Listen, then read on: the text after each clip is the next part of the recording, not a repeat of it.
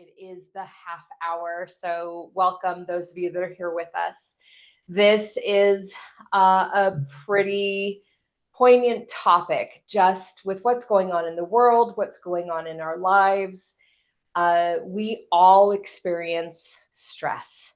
We all have rising and falling levels of it. There's stress from family, stress from illnesses of people around us, work, basic life stuff. There's health stress. And then we are getting into the winter. So we've certainly got our own versions of stress as the holidays come as well.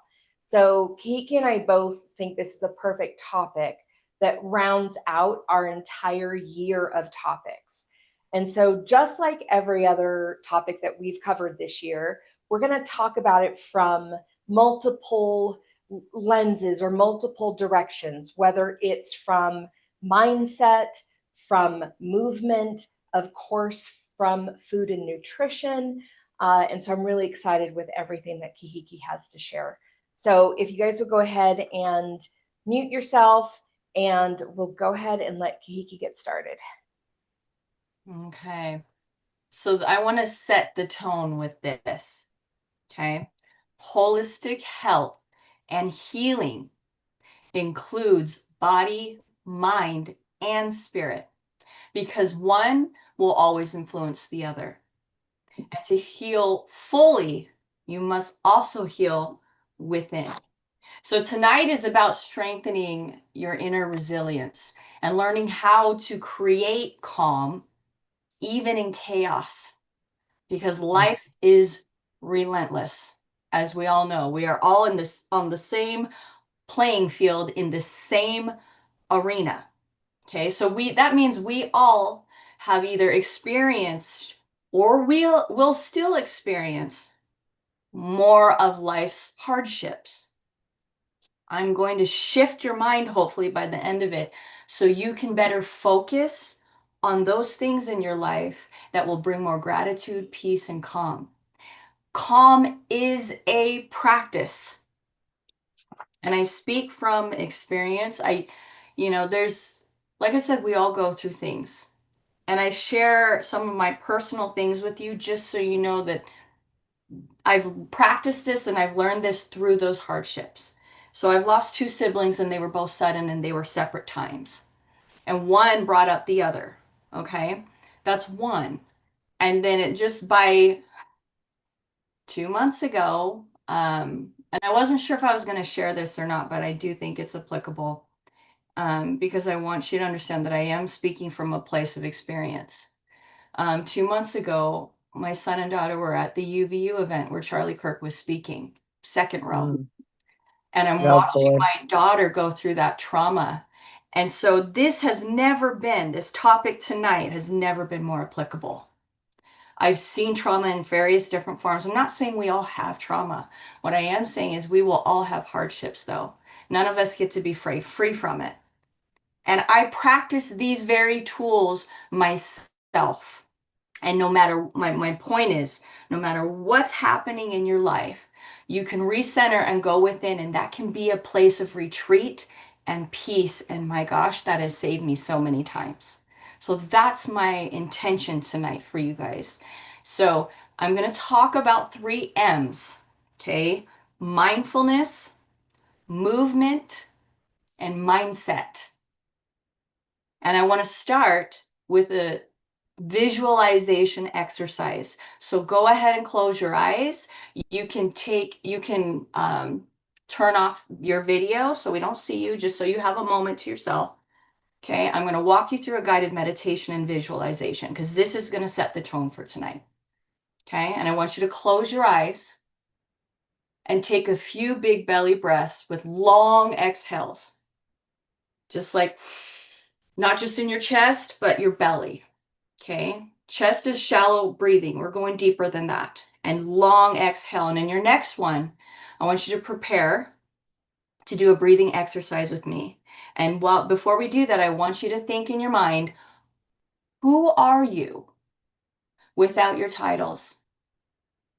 Who are you without the title of being a partner, of any of your job titles, of being a wife, a mother. Who are you really? You're sitting with her right now. And I want you to scan your body and notice where you are tight, areas that you're holding tension. And in your next big inhale, I want you to breathe light and visualize it. You're breathing light into that area of tension and stress. And when you exhale, you are exhaling and releasing that tension. Visualize it leaving your body. Now we're going to do the breathing exercise, and we're going to inhale for 4 seconds, hold it for 7, and exhale for 8. So release your last breath and breathe in for 1, 2, 3, 4. Exhale 1, 2, 3, 4, 5, 6, 7. Doing it again. Ready?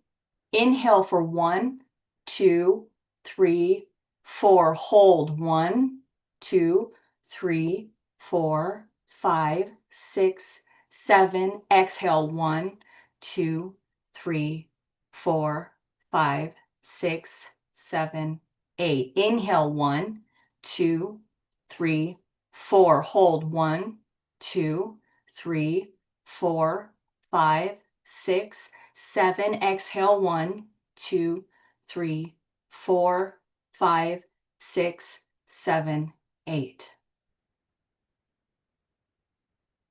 Sit with you for a moment and just keep breathing.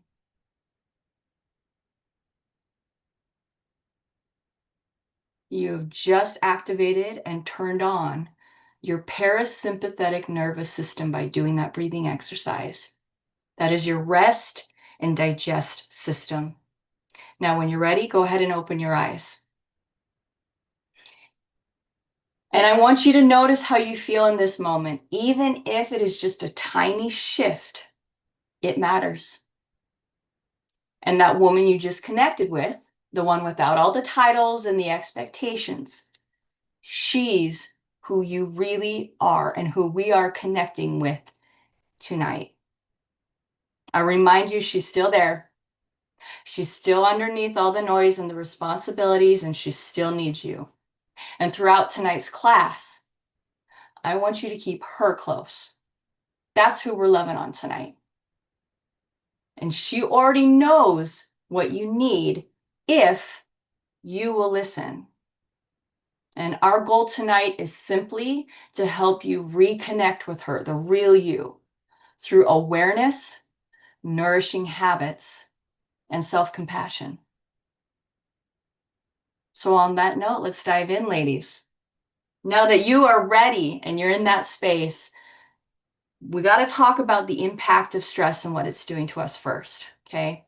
And when I hear stress, when I see stress, and let's be honest, we can feel it off of people too. It doesn't even have to be said. It's an energy. It really is your imbalanced nervous system. So stress isn't just in our head, it is a full body experience. And what I mean by that is when stress becomes constant, the body stays in fight or flight. That's the sympathetic nervous system. Okay, so that's cortisol and adrenaline rising, digestion slows, sleep quality tanks, our hormones lose balance and rhythm. So over time, that leads to symptoms like fatigue, bloating, brain fog, anxiety, and inflammation. And your body is trying to adapt to this preconceived danger. But the problem is, it was never meant to live there 24/7. So when the mind and body are not separate, and we got to stop treating them like they are. The sooner you realize and treat them as one, things begin to realign mentally and physically. So what affects one, again, affects the other. So when your mind, so everything you think, feel, and believe creates a chemical reaction in your body. That's something I want you to remember. So when your mind feels safe, when your mind feels connected, your body produces healing hormones. and feel-good hormones, namely dopamine, serotonin, oxytocin, and endorphins. Those are the hormones I'm talking about. And they are built from healthy inputs like proper nutrition, like rest, like joy and connection. So when your mind feels threatened, your body does the opposite, right? It's actually producing the stress hormones, adrenaline, cortisol. So believe this or not, and this is something women need to remember as well. When you are holding on to jealousy or things like anger or envy, it actually traps your body in stress chemistry of cortisol and adrenaline.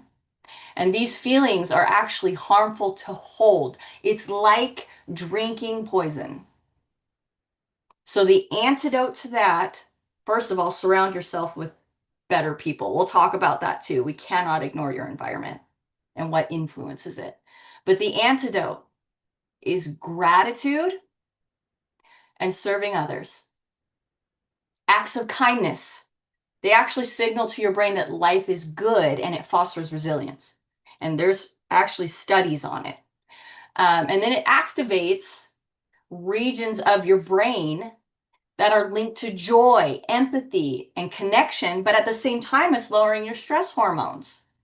And each small act of appreciation, so thanking someone, journaling, gratitude journals are awesome, or helping someone, it sends a message to your nervous system that I'm safe and life is good. And over time, this actually rewrites your brain for optimism and steadiness, even when it feels chaotic. So that's the antidote. Don't forget that one. Gratitude and serving others. So true healing and emotional balance happen when we learn to regulate our nervous system. You can eat all the right foods, you can do all the right exercises, but if you are chronically stressed, it is going to work against your health, mental health and physical health. You cannot ignore it. Mind and body aren't separate. So, healing hormones or hormones that heal, these are nature's antidepressants. So you heard me mention them in the last slide. Hormones are built from healthy inputs. So your brain's feel-good chemicals, they're made from nutrients and daily choices. For example, if you want more dopamine, which is your motivation and focus, we're talking protein, B vitamins, and exercise. And don't worry, I'll have a slide that you guys can screenshot with more details. Serotonin, which is mood and sleep. That's gut health. That's sunlight. Complex carbs, magnesium. Oxytocin is your connection and trust hormone. And that's hugs, laughter, and community. And then you have your endorphins. That's pleasure and pain relief. That's movement, music, creativity. Nature's antidepressants. In other words, your inner pharmacy. So when you nourish your body and you nourish joy, that's what I want you to think when you are putting these things into your body. You're cultivating more joy and you're making more room for it. You're giving it a space to reside in you. You literally build chemistry in your body for happiness, if you want to look at it that way. Calm doesn't happen by accident. And this is something I had to learn. Because like I said, life will keep coming at us. But we have to be intentional about giving calm and peace a space in our lives. So you can't stop the waves. You can learn to surf. That's actually a quote by John Kabat-Zinn. I don't know if you know who he is, but meditation, when I say meditation, I don't want that to be intimidating to anybody because I think you'll be surprised at how many different forms there are of meditation. It doesn't mean you're sitting there like this, okay? It's whatever brings you peace and centers you. So look at the list there. There's some ideas for you. Choose 1, 2, 3, however many. Meditation can look different for everyone. Just choose what brings you the most peace. That's your meditation. And it's not about turning off your mind. It is about observing it. It's about developing a relationship with it instead of fighting it. Okay, it's learning to be the witness of your thoughts. So observe it. You sit back and observe the crazy, and instead of getting caught up in it. And it's what it's doing is you're creating space. So instead of judging your thoughts, you're sitting back and observing. Big difference. Your power is in between there. When you take your power back is when you don't get caught up in your thoughts anymore. You stop judging it. You're just observing. That's meditation, whatever allows you to do that. So, for example, you might notice a thought like, I can't handle this. Okay. These are some of my own examples. And instead of spiraling, you say, there's that thought again. So you've now created some space between you and that thought. And you've labeled it as a thought, not truth. Not all thoughts are true, which I'm teaching my 15-year-old. Just because you have a thought doesn't make it true. It's just a thought. Take your power back. So that small separation between you and your thoughts is not only gives you your power back, it gives you emotional choice. You are not getting caught up in every thought. You are now taking power back from your mind instead of your mind running you. I hope you hear what I'm saying there. So when you learn how to observe your thoughts instead of absorb and being controlled by them, you take your power back. You give yourself more choice. That's your place of power. As you make friends with your mind, which can take time if you've been pretty harsh on yourself, but the more you practice this and observe instead of absorb, you will shift from resistance to awareness. And that's where calm begins, ladies. Meditation and mindfulness actually physically changes the brain. In fact, studies show that, and I've been really involved in this with my daughter's trauma recently, and I'm seeing it firsthand. So the brain's fear center, that's called the amygdala. If you do consistent forms of meditation, look at the list in front of you again, okay? Or add in something that you can think of. You will actually shrink the fear part of your brain, which is the amygdala. You strengthen the logic and emotional regulation part of your brain, which is the prefrontal cortex, by practicing these forms of mindfulness. And the third one is you can actually increase gray matter in areas linked to self-awareness and empathy. So my question is, why not prioritize mindfulness? Because we could all use a lot of that in our lives.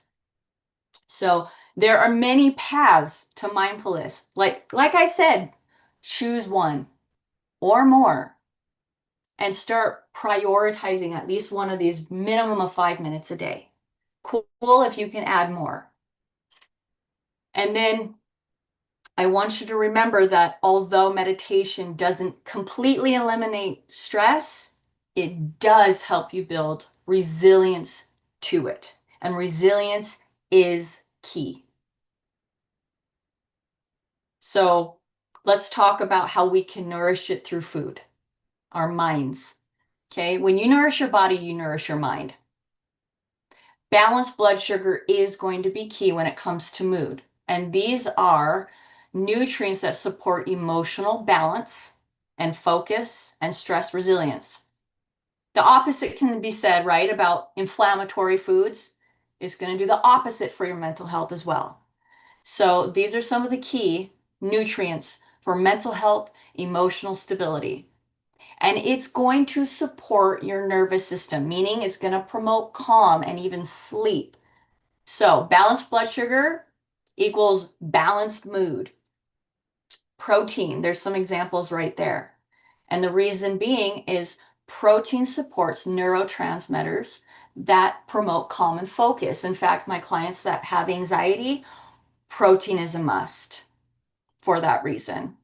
B vitamins as well, another big one for anxiety. To be specific, B6 converts tryptophan. tryptophan to serotonin, one of those feel-good hormones that we need. Magnesium is calming, right? Relaxes muscles, but also calms the nervous system. Also great for sleep and gut health. And then omega-3s. Anytime you hear omega-3s or healthy fats, that's brain food right there. So that lowers inflammation, but also helps with anxiety.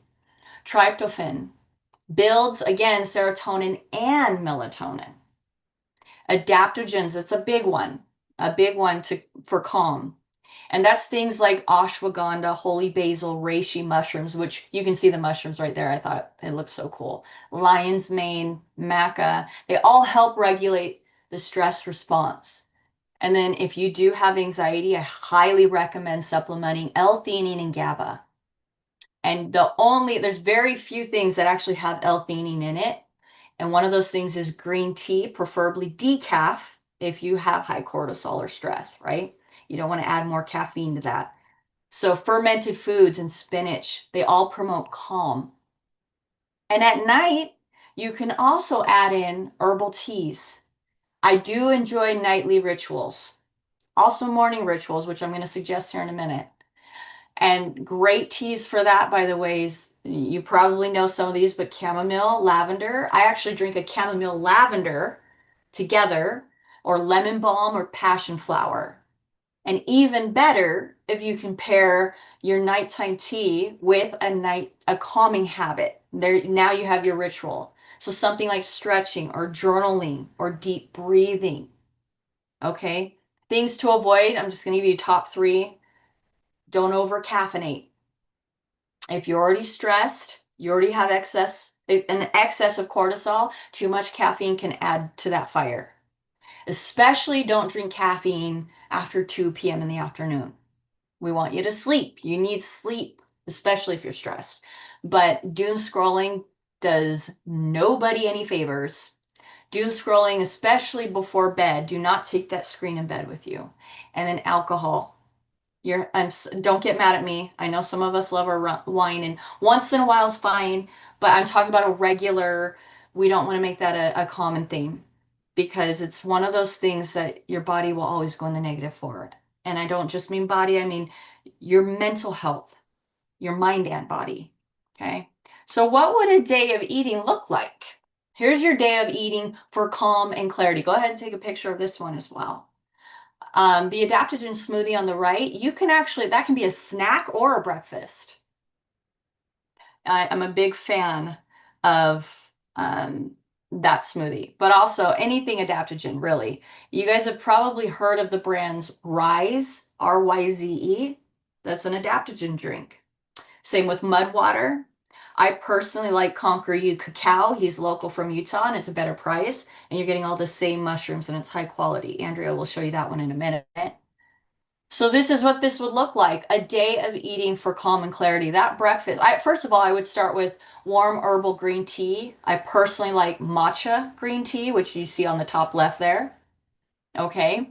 Or one of those adaptogen drinks that I just mentioned. And then for breakfast, spinach, avocado, and turkey omelet. So that supports steady energy and mood, and then focus for the start of the day. And then for lunch, wild salmon in a lentil bowl. That will actually, between the omega-3s, the B vitamins, you have magnesium in it. So all of that supports neurotransmitter function. Okay. All the feel-good hormones are being encouraged with just that meal alone, and keeps a steady blood sugar. All of these do. The snack, you can do the adaptogen smoothie. Again, that can also be a breakfast. And then dinner, you have reishi mushroom, if you can get a hold of it, and chickpea stir fry. So that'll encourage the body to shift into a rest mode, because it supports serotonin and melatonin production. And then evening, I don't have it on here, but in the evening, you can, again, that ritual with the chamomile tea, lavender tea, have that evening. And by the way, if you drink tea at night, you're less likely to snack at night.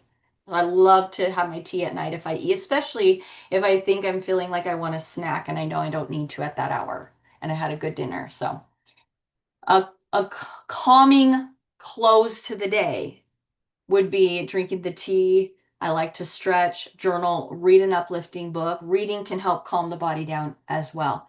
And by the way, throw in some, for magnesium, throw in some dark chocolate, because why not? We all deserve it. So Andrea is going to actually show us right now what this looks like to implement. So I'm going to have her share her screen with you. Oh gosh, so because Kahiki was just talking about rituals and nighttime, which is perfect for what I have in front of me, I actually have some of the teas that she was just talking about. And I love what she just said about having a nighttime ritual. And especially when you are under a lot of stress, like you don't feel yourself, a lot's going on, possibly disrupting your sleep. You're not sleeping well, which then just makes everything else harder. So a cup of tea at night instead of snacking is a great idea, especially if it's an herbal tea that has a bit of sweetness. So, some of the examples I have in front of me is the traditional chamomile. It's a great relaxing tea. And I think it has a slight sweetness. You can always do a tiny bit of honey in that one. And then, as she just mentioned, the green tea as well. Although I wouldn't recommend this at night unless you do a decaffeinated version. You'll have to see what your personal threshold is for something like that at night. That might be better in the morning. Just so happens Trader Joe's has a well-rested tea, and I picked this up off the shelf the other day and looked at the ingredients, and sure enough, some of these are familiar: chamomile, spearmint, peppermint, passion flower, rose petal, and then I figured there was another one of the flowers that she mentioned, the lavender. So right here, there are a few brands that are like this. This one just happened to be at Trader Joe's, and I thought, well, that's perfect, because this would be a really nice nighttime something to sip on, and it's telling your body to calm and relax, and it's got that chamomile in it. The other thing I'm going to show you right here, and it's one thing he just mentioned, which is Conquer You cacao. This is a beautiful ceremonial grade hot cocoa, which is a very reductionist term to use for what this is. It's a very high quality cacao that happens to have some of those mushrooms in it that Kahiki was just mentioning. And it has no sweetener. So it's a mix of cacao, a little bit of salt, and then those adaptogenic mushrooms. And it makes a beautiful warm cacao drink. So I'm going to mix some right now. Now, this could be an evening drink for you, unless you're sensitive to the chocolate. If that tends to wire you, then this would be a great thing for in the morning instead of coffee. I just warmed up a little milk. I put 2 tablespoons of the cacao in there, and then I'm just going to use my little frother to mix it. And this would be a beautiful thing to sip on at night. Again, if the cacao won't stimulate you. It doesn't, for me, I don't get that reaction from it. So that's something that you would need, to know for yourself. If for some reason that doesn't work for you at night, the golden milk, the turmeric tea would be, or turmeric latte would be a wonderful thing to have at night. I've got a recipe for that, and I can send it to you guys when I do the wrap up of this class. So it's a similar thing, warming up some milk. You can either use fresh turmeric, powdered turmeric, and then it always helps to do a little black pepper with the turmeric, and that helps to activate those, the curcumin and everything in it, and the medicinal properties of it. And the little honey, I do coconut milk with that, but I can send that to you guys too if that sounds good. The other thing I'm going to show you, okay, so those are drinks. And this gives you that warm nighttime milk. I mean, that used to be a thing, you know, that our grandmothers and mothers did, was that little bit of warm milk at night to settle a tummy or calm someone down. Mine happens to be almond milk, but you can use whatever milk works for you. And then I made a plate of, which is an example of some of the ingredients Kahiki was just talking about. So this is a really nice piece of salmon. I find salmon to be very easy to cook for any of you. If you feel like fish intimidates you, you just heat up a frying pan, season the top of your salmon, and it goes down one side first. You wait 3 minutes, you flip it over, do another 3 minutes, and then if it's not quite cooked, can pop it in a 350 oven for about 10 minutes. Your salmon's done and it's perfect. And you know it's done when you kind of pull it apart and look inside, and it should, instead of being a dark color, it'll lighten. And that's it. Salmon can be really, really simple. So I just did this before our call. And then I sauteed some spinach with a little olive oil and garlic. And then this is a little bit of mashed sweet potato. And this was my dinner. And I'll tell you, it was incredibly satisfying, very calming. I've got all those great omega-3s in the salmon, you know, and then everything else Kahiki was just mentioning in the other vegetables. The one thing I'll say about this, though, is if you'll notice, what is it about the texture of all of these? They're all kind of soft. They're all a little bit creamy. The spinach is a little bit crunchy, but if you're one of those people, and you'll know I'm talking about you, the ones who end up with your hand in a bag of chips, nuts, that you need that crunch. A lot of us sometimes will eat a meal, and then for some reason we find ourselves like in the cabinet looking for something else, even though we just ate a good meal. We're looking for something crunchy. Most of us need all of those different textures in a meal, so that's definitely what's missing here. And you could always take some nuts and sprinkle it over. A salad on the side would be crunchy. Some raw vegetables, maybe a slaw, like a cabbage or carrot slaw. An apple for dessert will satisfy that crunch. So if you're one of those people that ends up looking for some other snack after a meal, that might be why. The other thing I'll say about this is I took a lot of Kahiki's foods and I put it on one plate. You don't have to do that. You know, I'm kind of hitting it as a power meal here to show you what this balanced meal could look like. It could be that one night is the salmon, another meal is a roasted sweet potato, another meal is that spinach. But you can look at those foods that are on her list and just make sure you're sprinkling them in somewhere and they end up in your week, but they don't all have to be exactly right next to each other. So I want to make sure. Let me know in the comments if you guys have any questions about any of that. One of the things that Kahiki said earlier about thoughts and about worries, and it was on the meditation slide, and I really want to emphasize our thoughts and the power our thoughts have. And that she said something, and I don't know if it resonated with you guys that heard it, of taking a step back and giving yourself some space from those racing thoughts. And I'll say for myself, who else here is a worrier? Who likes to worry? Who starts to pre-think about all the things that can go wrong? There's all these stressful things happening, and inside your head, you start thinking about them and thinking about them and thinking about them and not able to let it just go. One of my friends was just in the hospital and she was having some heart trouble, and I knew she was in good hands. She was completely calm. This is just about a week ago. And I just started going crazy with the worry.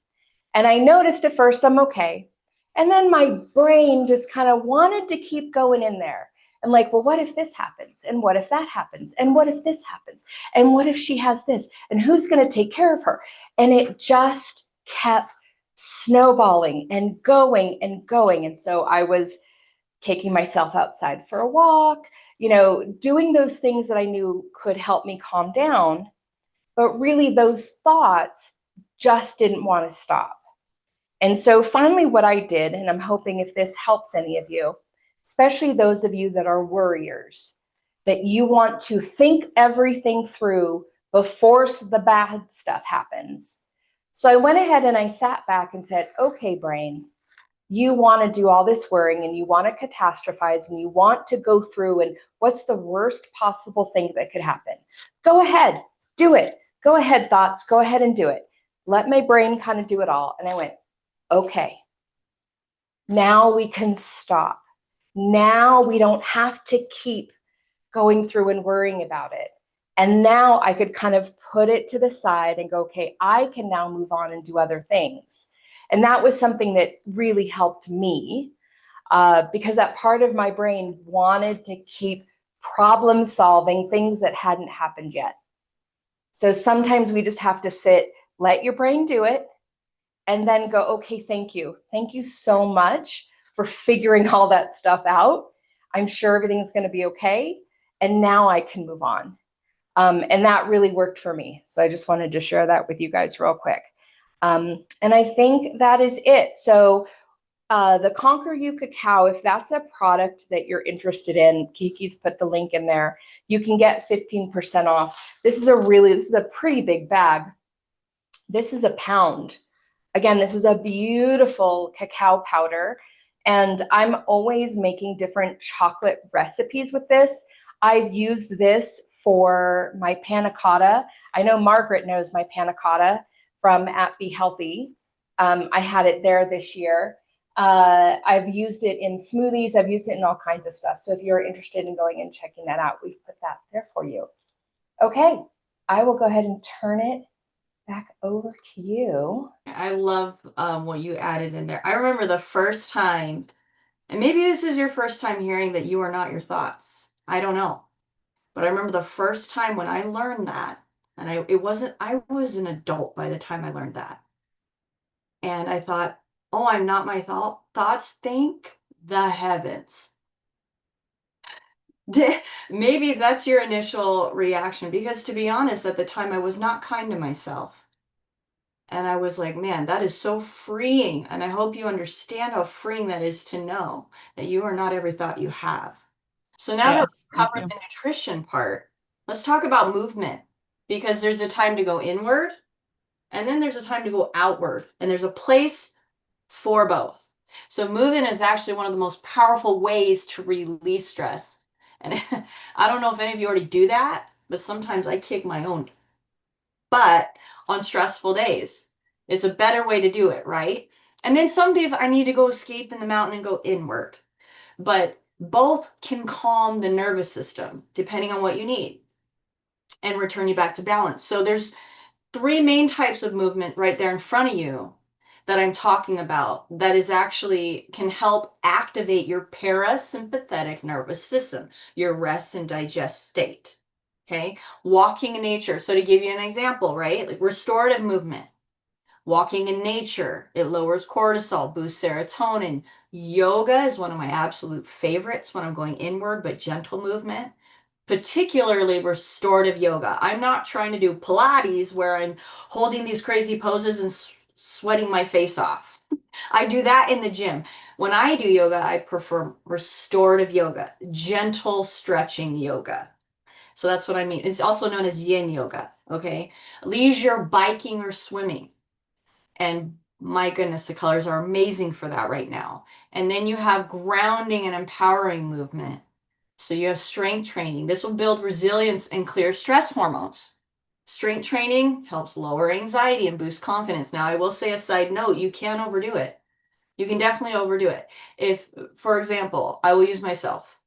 I'm in perimenopause and my hormones are fluctuating because of that. And it naturally spikes cortisol when you're in that state, that phase of life.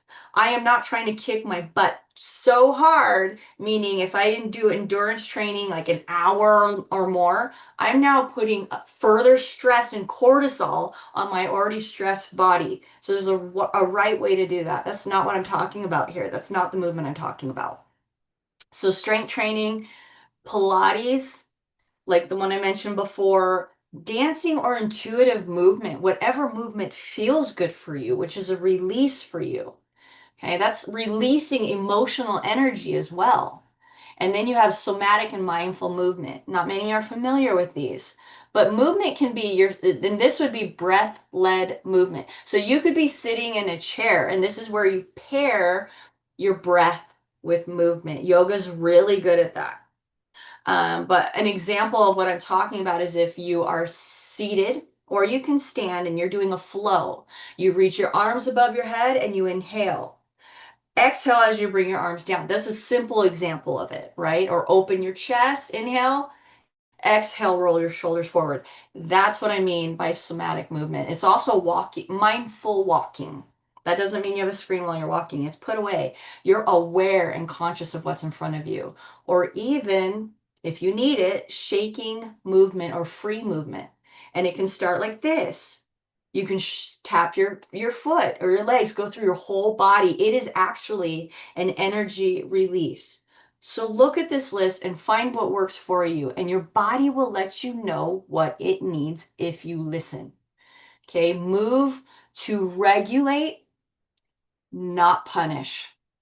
We are beyond those years. We are evolved past those years. We are not punishing ourselves. We are loving and nurturing ourselves in every way through food and movement.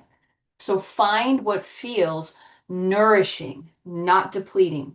Very different intention and energy behind it. And your self-compassion is medicine. Now, this is going deeper into what Andrea was saying.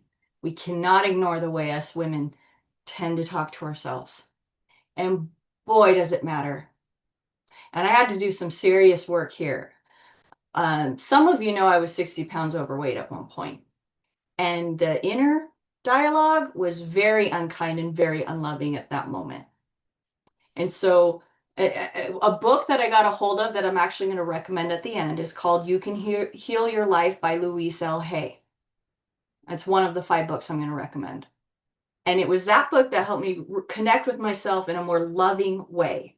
And it introduced me to mirror work, which you're seeing right there, that exercise I'm going to encourage you to do.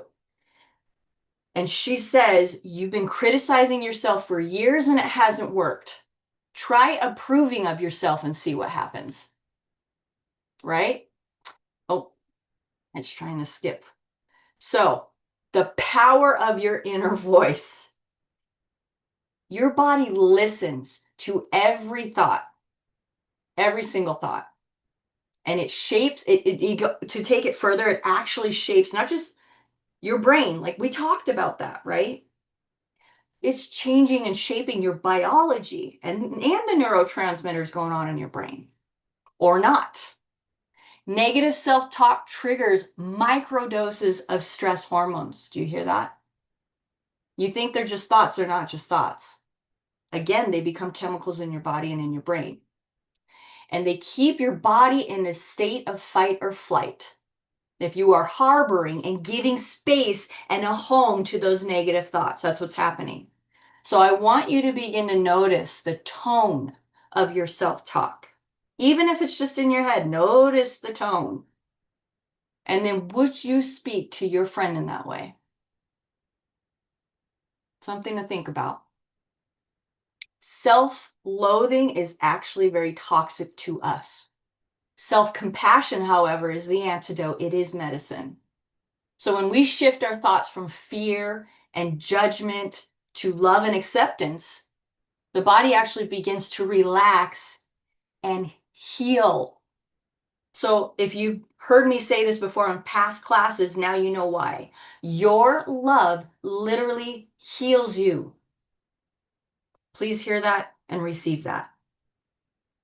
You can't achieve long-term health if you dislike yourself. The body cannot thrive in that kind of toxic environment of self-rejection because they are chemicals, ladies. And healing begins when you replace your self-criticism with curiosity. That's the swap. Criticism for curiosity.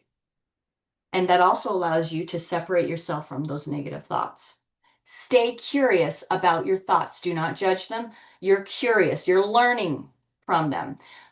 In other words, ask yourself the question, what is it my body is trying to tell me? You're not getting mad.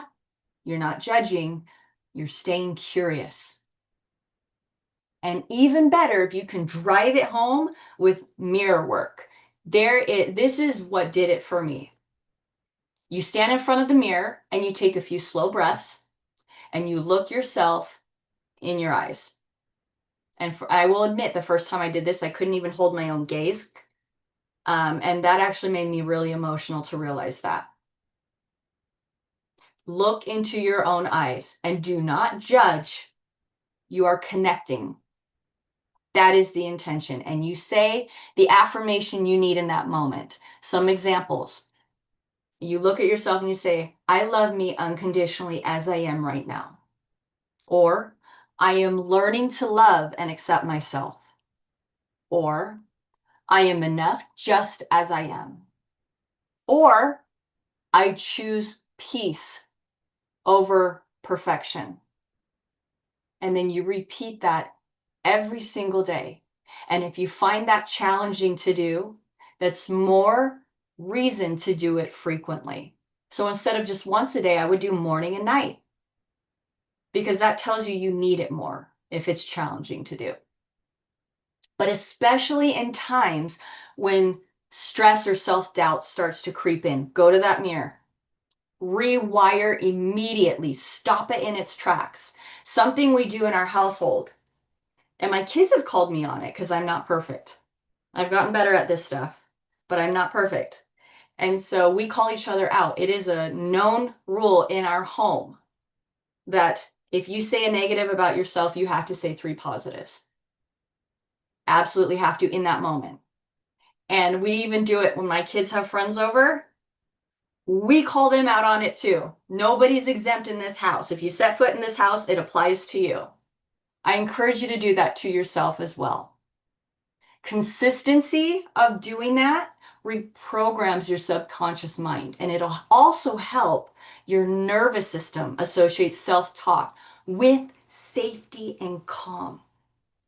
Because this is a place that should be a place of safety and calm, because out there can be chaos. You need a place to retreat and recenter. You are your closest relationship in this life. Make it a beautiful one. And to drive it home, your daily habits are not just what you do. They're what you become. So these are ways and places that just shift needs to happen. First of all, rituals, I already mentioned this, are a must for me. They ground me. And by the way, you know, I minored in psychology. It's my second love to nutrition. This is a known thing in the psychology world as well. Our brains feel safe when there's consistency. Rituals are really good at that. Morning and nighttime ritual, even if you just do one or the other, it's still a win. And it's something you'll end up looking forward to every day. You get to spend time with you. What a privilege. What a beautiful thing. Because that's now going to shift to a beautiful and loving relationship.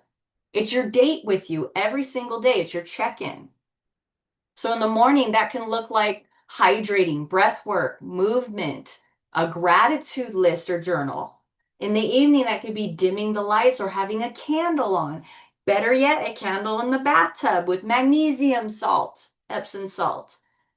And it can be a time to reflect, disconnect from screens at some point before bed, please. These rituals signal to your brain that you are safe and that you are supported. You're teaching yourself that you are a safe space for you. And that is starting to align your mind and body instead of there being a war, like I see a lot of times with women. You are aligning the two to become allies and friends and sisters. That's always the way it was meant to be. So there are important boundaries as well that we got to create around social media. Treat your phone. Here's how you remember this one. Take this analogy away. Remember this. Treat your phone like it's someone whispering in your ear. Because everything you read is like that online. Choose when to listen. That's how I want you to see social media. Okay? It becomes what you consume through your eyes and your ears actually becomes part of your internal dialogue, ladies. Choose when to listen to that person whispering into your ear. You can shut it off. You don't have to stay online. You should be picky about this internal landscape and your peace. My peace, as I get older, that has become the priority, is protecting my peace, because it influences the peace of my children and the peace in my home, peace in my relationships. That is worth protecting above all, is your peace. Okay, be intentional is what I'm saying about who and what you allow to influence your emotional state and internal dialogue, your relationships. This is where we can get in trouble. You are not meant to stay with everybody. You will, and if you're evolving, you will outgrow some friendships and relationships. That's a sign that you're evolving, okay? And that's not a bad thing, as uncomfortable as that may be. It's not a bad thing either. Your brain mirrors who and what you're around. So when you give somebody access to you and your energy, it's an exchange. They are giving you their energy as well. And is that feeding who you want and deserve to be? You get to be picky, as you should be. Protect your peace. We actually, and if we're getting a little nerdy about it, neuroscience actually shows that your nervous system co-regulates with those around you. So if you're around those that are anxious and negative, your brain will sync to their state. Energy is literally contagious. That is not just a saying. And then your emotional habits, they will reshape your brain. Just like I said before about the amygdala, the stress part of your brain will actually shrink if you're around positive people. That's a great thing. So it becomes not just chemistry in your brain, but the biology and structure of it too. Constant complaining is emotional secondhand smoke, and it will harm both you and those around you. Hear that, feel that. But the good news is that the brain can also heal. And neuroplasticity, if you've heard of that before, works both ways, meaning you can rewire your brain for calm, gratitude, and resilience. You're not stuck. But if you're trying to heal, you got to place yourself in a healing environment. Okay? Protect your peace. Cultivate your rituals and surround yourself with calm. Your brain and your body will thank you. You will feel it. And I want you to think of it as strength training for your mind. Every thought is a repetition. So cue calm.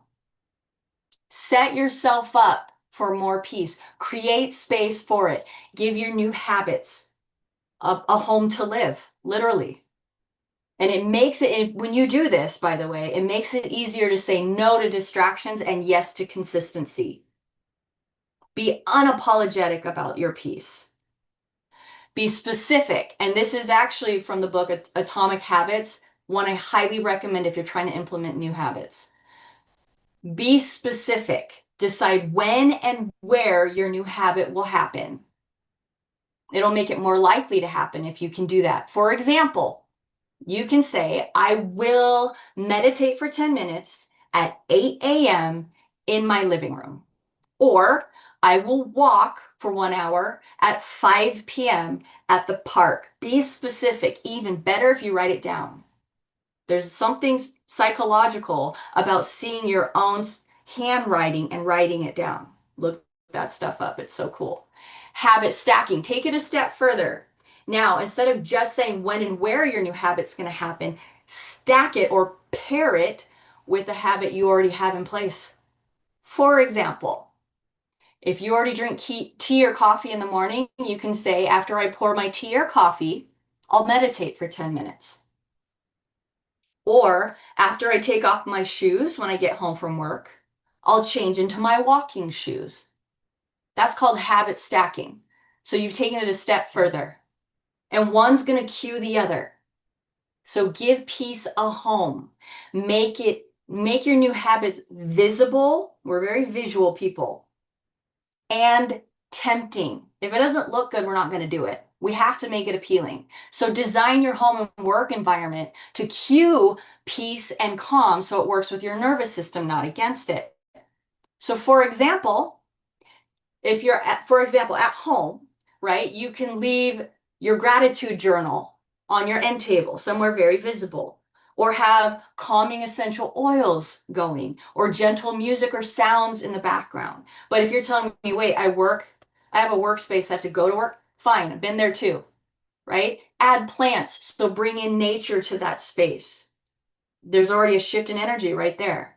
Softer lighting, bring in a lamp for your desk. I've done all of these, by the way. I used to work at Adobe and I had a cubicle and no access to windows where I sat. It was so depressing. So I brought in what I could. And then have a gratitude board and or quotes around you. You have control over the spaces you reside, and that is where power lies as well. You can take back control of the world, of your world, by shaping the spaces that shape you. And then lastly, here's your stress and resilience daily plan. I'm not just talking to you. I want you to receive this and implement it. Again, the 3 M's: mindfulness, movement, mindset. Take a picture of this one. This is how you implement all the things that we've been talking about tonight. Feed the chemistry of calm in your brain. Those are your natural antidepressants or your inner pharmacy, remember. And then you have rituals that will anchor you and tell you that you are safe. And then you have, when you rewire your compassion, meaning you're speaking to yourself like someone you love. Mirror work is very powerful. Protect your peace at all costs and unapologetically, ladies! Exclamation mark. Boundaries, healthy boundaries, are essential in order for that to take place. Shape your environment to calm cues, right? Digital detox is so important as well. It hijacks our energy and attention when we need to remember to pay attention to ourselves. And I mean that in the most selfless way possible. And then integrate and sustain it by habit stacking. And design your environment for peace once again. It will shape your internal landscape and influence your entire world. I want to leave you with this note. You can't always control what happens around you, but you can choose what happens within you. And at this point, I want to share the 5 books I was mentioning. I had so many more I had to refrain from putting on here. It would have gotten too crazy, but those are big ones right there. Okay, if you struggle with your internal dialogue, I cannot stress you can heal your life enough. Mind Over Medicine is talking about just how powerful our self-compassion can be and how it is medicine to our bodies. I actually saw this doctor speak in person, fell in love with her. Happy Mind, Happy Life, that has great tools in how to shift it. And then Feelings Buried Alive. If there is trauma, same with The Body Keeps the Score, and you know there's healing there, those are good guides for you. So hopefully that helps you continue on this journey, because your internal landscape is just as important, if not more, on your health journey. And so I'll go ahead and let Andrea share with what we have coming up next.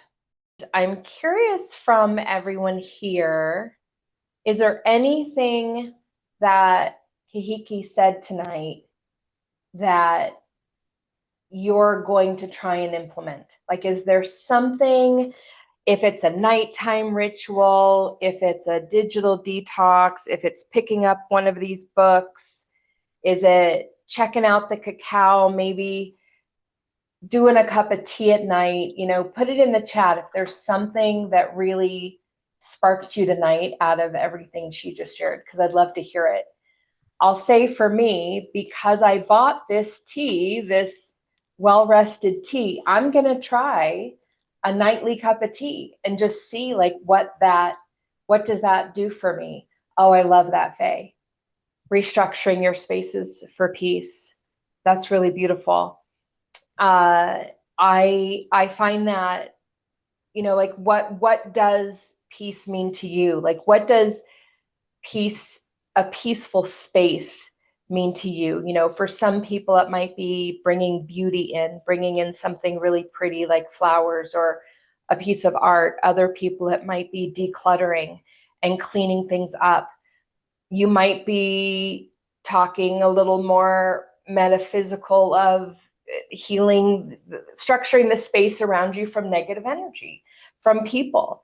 That was absolutely something I was thinking about just in the last few slides when Kahiki was talking about negative energy and other people. I've certainly been in the kitchen cooking, and I had a sous chef with me, someone helping me, and the complete feeling around in the kitchen and how I felt changed depending on who else was in that room. And there was one day that I had this really wonderful person. Everything was just like, yes, okay, we can do it. Everything was positive. There were no complaints. Remember, he was talking about like a lot of the outward complaining is like secondhand smoke. I love that. And then the next day, someone else was in the kitchen with me, and the whole mood changed. Everything felt hard. The time was just slipping away and things weren't getting done. And this person, I realized it was the person in the kitchen with me. And she complained about everything and questioned everything, and everything was so hard. And I'm never going to get this done. Like, she completely changed the feeling in the room. And I know we all have people like that in our life, where things just feel easy and light, and they're the people you want to be around when you're going through something hard. And then there's people that bring everything down. So where can we clear that clutter around us? So oh yeah, thank you. I love what you guys are sharing. Yeah, all of the above. That's great, Faye. I like the grounding and mindfulness to keep the cortisol down. Oh, great, Candace. I hope you like it. The cacao does not have a sweetener in it. So you get to choose, whether it's a little honey or something else. You can choose the sweetness, which I love. I always am a fan when you can be in control of how sweet something is and what the sweetener is. Like maple syrup or honey would be great choices. What do you guys prefer with that one? On there it says honey, but I use a lot of maple syrup to sweeten some of the things that I make. But what is your opinion? I love them both. I love them both in this. Okay. Yeah, absolutely.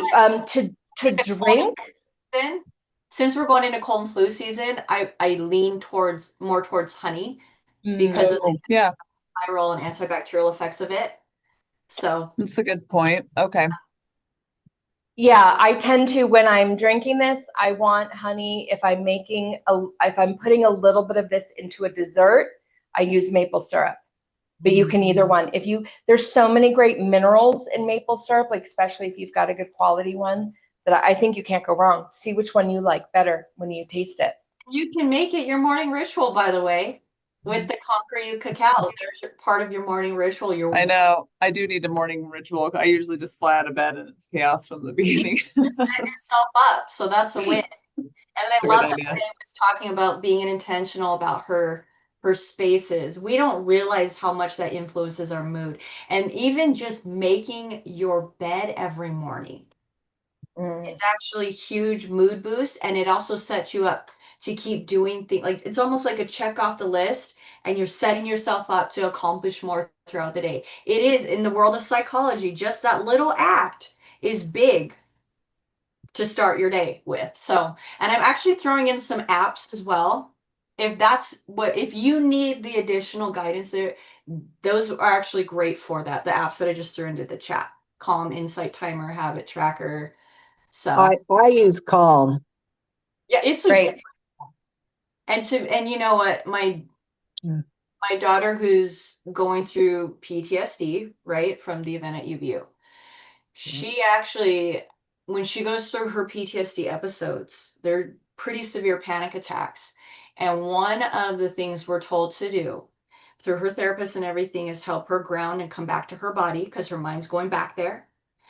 And one of the ways, so we try to help her see what's in front of her, but sometimes it's hard to get her to just do that because she's seeing the event. But sound has been a big one for her. And so I will have one of those calming apps playing, or you can even go on YouTube and they have the sounds that have certain healing frequencies. Look those up. To give you an idea, it's what you would hear when you're getting a massage. Very similar sounds and music. And that helps bring her out of it because she's hearing something that sounds calming and safe. So for those that have anxiety, I would highly recommend having those on your phone, those apps. I'm actually really glad you just mentioned sound, because one of the things I'm going to send you guys is a recording that we have of a friend of ours who did a sound bath for us. And I have the recording of it. And so those are the big, large circular bowls. It's a 30-minute long recording, but you could just play like 5 minutes of it. I'll also include one of my favorite recordings. It's a guy with this, it's a drum pan or a sound pan, and he's tapping it. If you've ever seen it, tapping it with his finger. It looks like a big turtle shell. I have one particular one that, like, when I just need calm and peace, and it's on YouTube, and I just will play a little bit of it, or I'll have it in the background. So It's called the hand pan. So if you ever want to hand look pan. I also Yes. you brought up the sound bath because that's one of my favorite forms of therapy and meditation. And again, my same 15-year-old daughter, I've been taking her to sound baths. She doesn't sleep at night. She's yet to sleep through a night since it's happened because she usually goes into episodes. However, one of the first times I actually saw her calm down enough to fall asleep was in a sound bath, ladies. So there's something to be said about sound and how grounding and comforting it can be. If you can find a sound bath near you, awesome. But meanwhile, Andrea is going to send you one. Yeah, so just to round this out, the slide that you're seeing right now is our class that is next month.